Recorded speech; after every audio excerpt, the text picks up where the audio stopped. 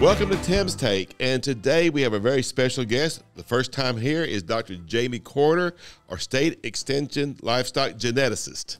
Yes, sir. Beef cattle. Beef cattle, yes.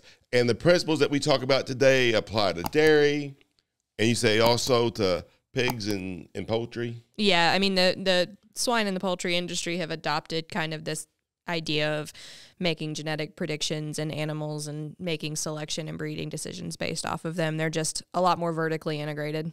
Sure. And right now is a great time to be thinking about this and taking action, because here we are in late winter.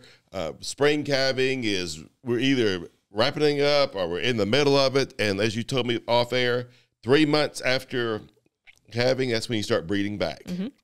So we're talking about April, May, June is when we're going to have to be taking action. So what do we need to think about when do we just whatever genetics that we have or what? Yeah, so I think I speak a lot to the commercial side, but a lot of what I talk about applies to seed stock cattle as well. But I think even before we get to this point, right, we need, as an operation, as an entity that makes a living or some sort of profit off of the producing cattle, we really need to understand what the breeding objective of our operation is. And the simplest way to describe that is any business, right? They have a business plan. And so a breeding objective functions as the business plan for the cattle operation. And so whether you're seed stock or commercial, right, you have some sort of plan for your business, whether that is selling seed stock bulls or replacement heifers via Show Me Select or otherwise, whether you sell cattle at weaning, whether you retain ownership and background on grass. I mean, this is the state of Missouri, right? Or you retain ownership through a feedlot. There is some sort of business objective that you have with that cattle operation, and you need to understand the underlying breeding objective and the goals for your cattle herd that will help you get you there. Because it could be that all your offspring are going to go to the feedlot eventually. Yep. So that's going to have a whole different than if you want to keep replacement heifers back. So let's talk about that. What do we want to look for in each of these? Yeah. So the interesting thing about breeding objectives is that for every cattle operation, there's that many different breeding objectives, right? So I can't just sit here and tell you what the ultimate goal for your operation should be. But the questions that I always ask producers when they, they're kind of trying to decide what that is going to be is, just like any business, what is your number one revenue generation, right?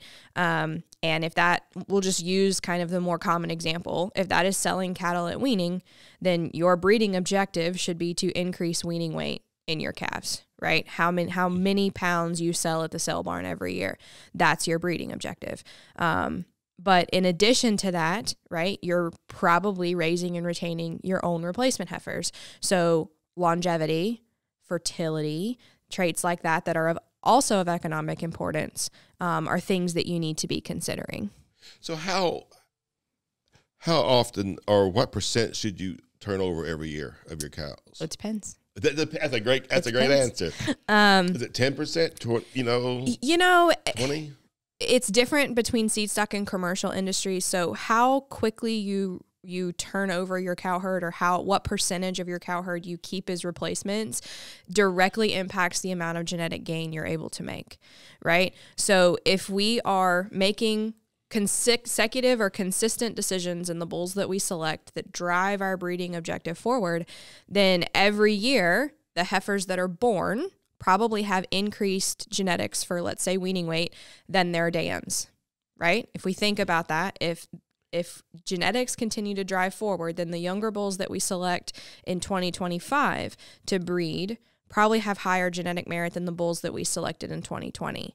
And so if you're keeping more replacements and you're keeping the younger ones that in theory have higher genetic merit, then the more of them you keep, the faster your genetic gain increases. But you have to weigh that against the economic expense of retaining that heifer for 2 years until she has her first calf. And so on the seed stock side, you see an average cow age that's typically a lot younger than you do on the commercial side. Because they are trying to turn it over fast and build those genetics. Yeah, and they also, when you're selling bulls, there's a little bit more of a profit potential in those animals. Or when you're selling, you know, when there's seed stock guys have female sales or things like that, there's a little more profit potential. I mean, in the cattle market that we have right now, the economic signal says keep as less as possible and sell everything, right? Because at $3 a pound, that's a lot of revenue possibility that you could be giving up. So in the high cattle markets, that's not the time to build your herd. It is and it isn't, right? It's completely up to you. But couldn't you afford to keep a few more back because you're getting so much for your right? It's that give and take. Right. I typically am still the person that says keep that turnover going.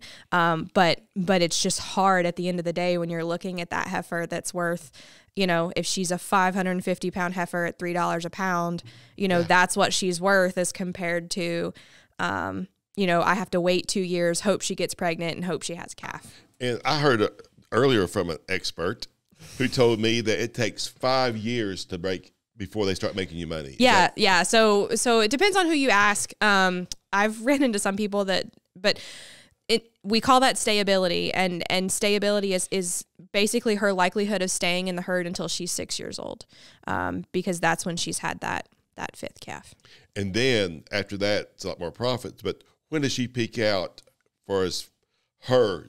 Because her genetics are always going to be the same, but then missing cycles or... Yeah, so I always tell people if she comes up open, she's gone. Yeah. No second chances. No. But now, is that a great way to build your herd by buying those that missed a cycle, buy them cheap? Yeah, I mean, so... Great genetics, you know? I think...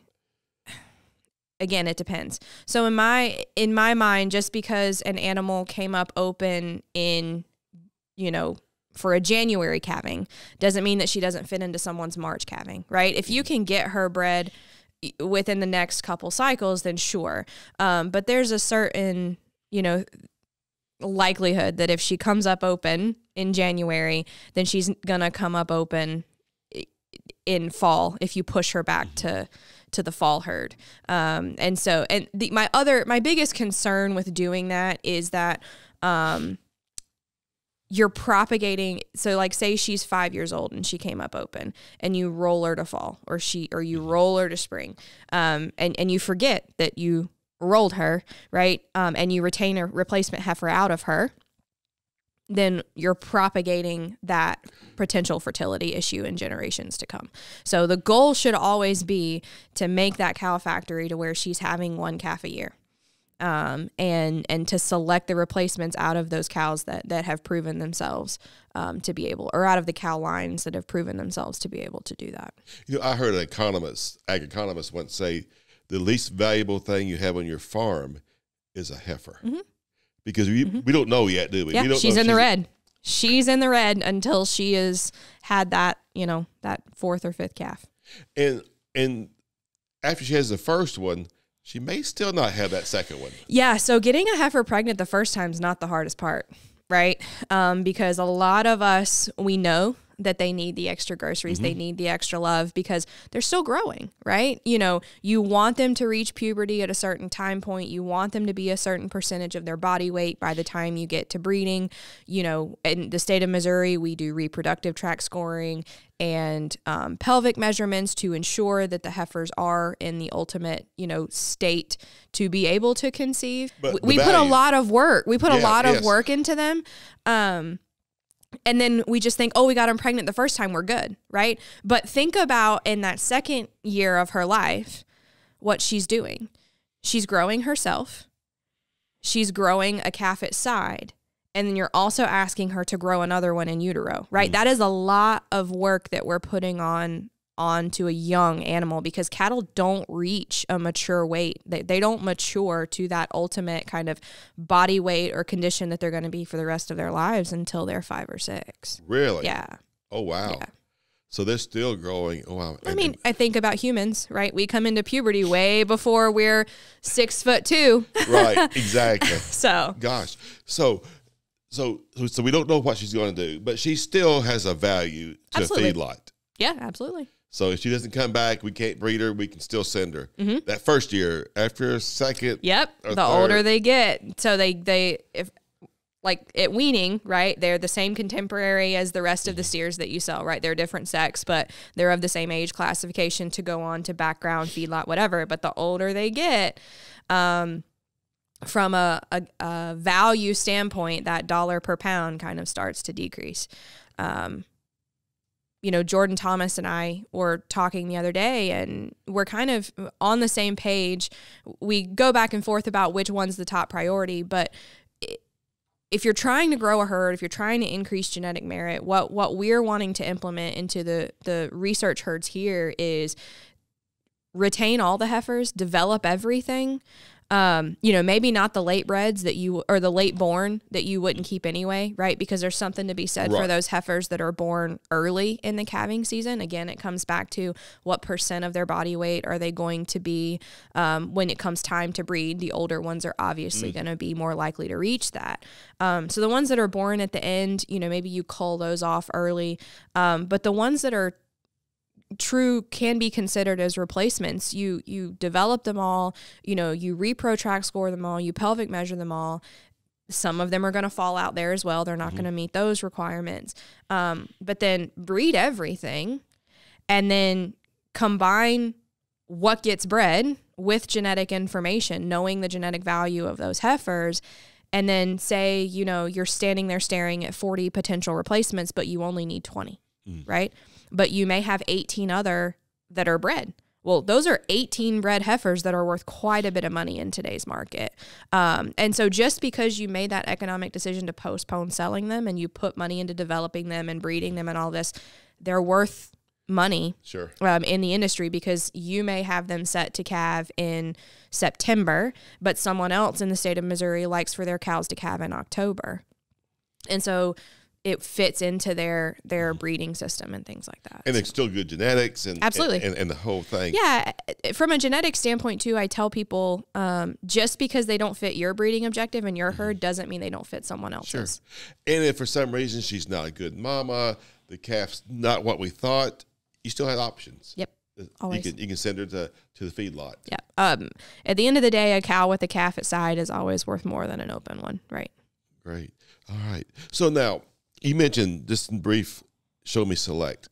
That's for heifers, or is that for? Heifers. Yep. So it is, in the state of Missouri, it's a group of commercial producers and seed stock producers, but it's a group of producers who develop heifers. So from birth until sometime during gestation, we have sales around the state multiple times a year. There's a spring sale and a fall sale in multiple locations across the state where they have followed the guidelines according to the University of Missouri is what we think is best case scenario for developing heifers and getting them bred. And so there's qualifications for her herself. There's qualifications for the sire that was used to breed her. So the sire of the calf that she's carrying. And so those are pretty well known. It's a well-known program, not only within the state of Missouri, but nationally. So she's bred. Yeah. Yep. We sell bred heifers. All right.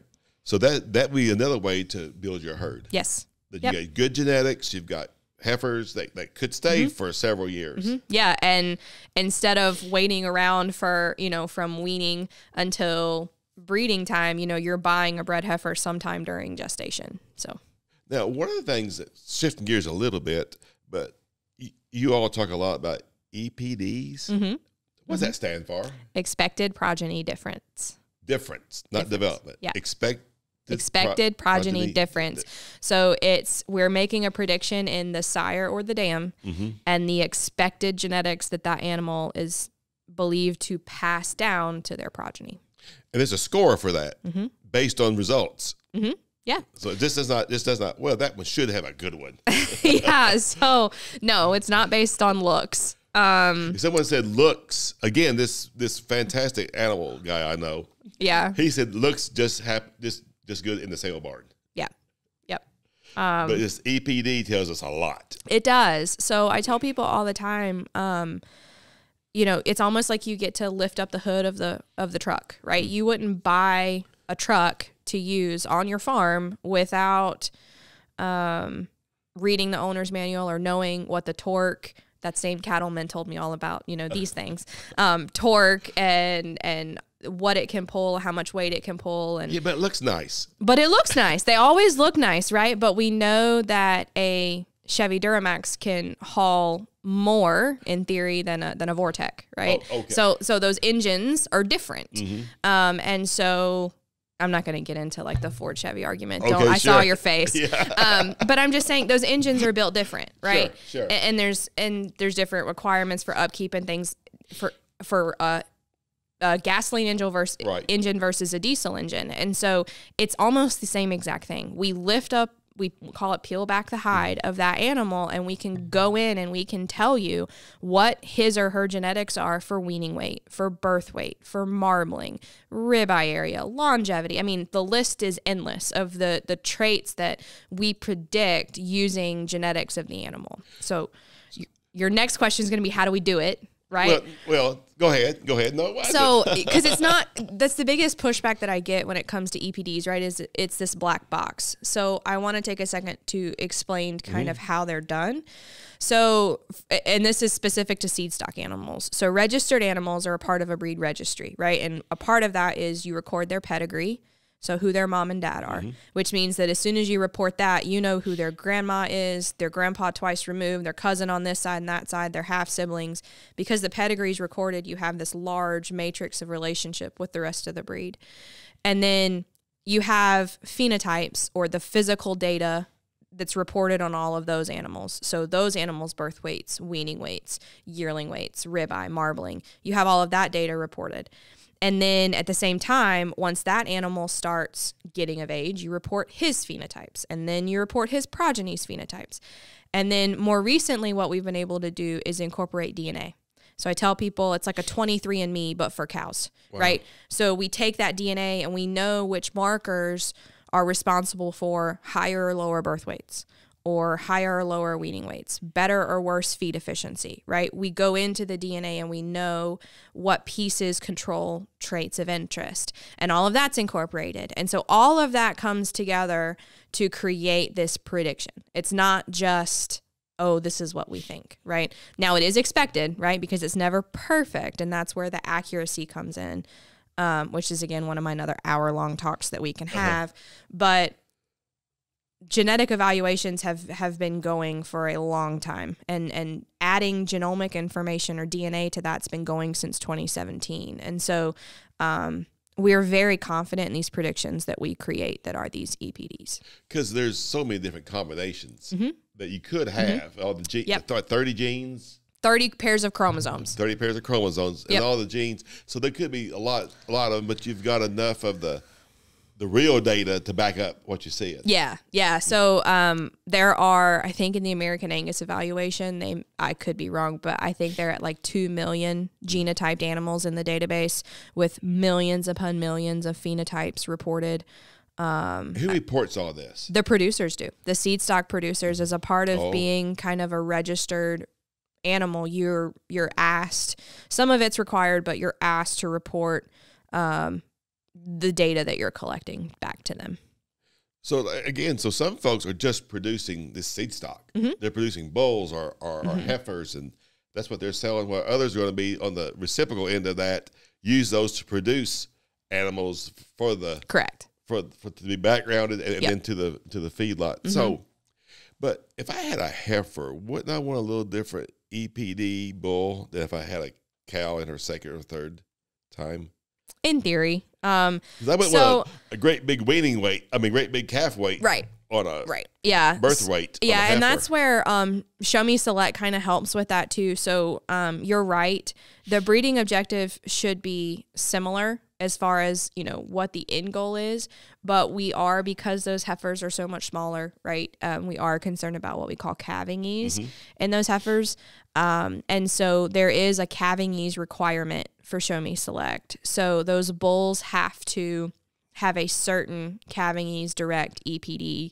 The sires of the calf itself have to have a certain calving ease EPD to have the increased likelihood of that calf coming unassisted.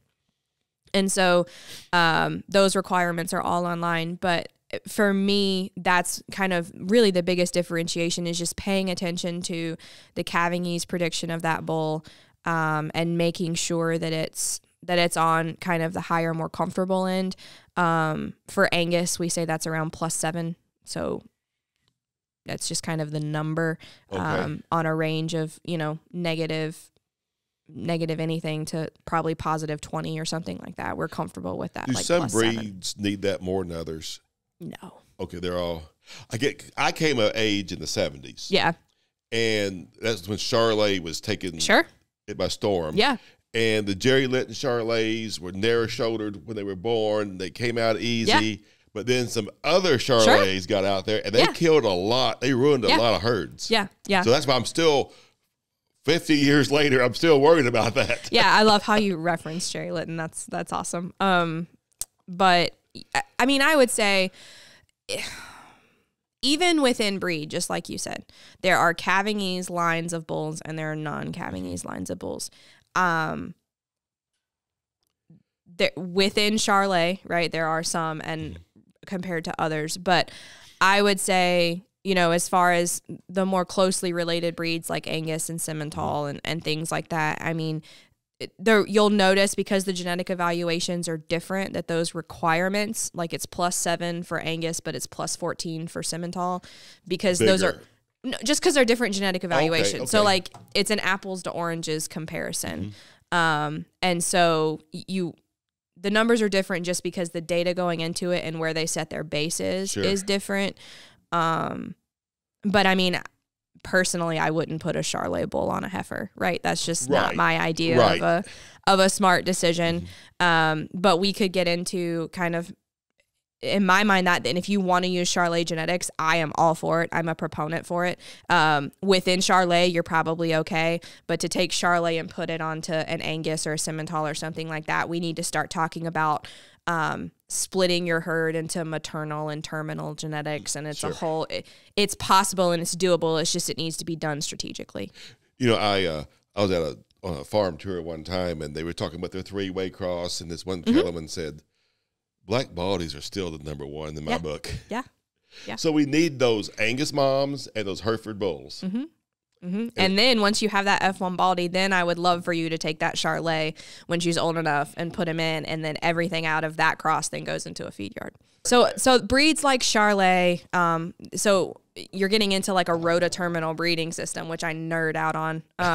But you create that ultimate mama cow, right? That ultimate that baldy, that crossbred, that heterosis is what we get when we crossbreed. Is for heterosis, you get that increased fertility, increased longevity, increased weaning weight, just that benefit of them being so unrelated and that DNA coming together and just boosting the performance of the animal. So you get that ultimate mama cow, but then you come in with that pounds added, increased growth, lots of genetic gain and potential for that in your Charolais, Limousin. That's why we have Sim Angus, Limflex, Balancer, like that terminal cross, and bringing that in, or even an Angus bull, right? That's high dollar B or high growth. And everything out of that cross then ends up in the feed yard.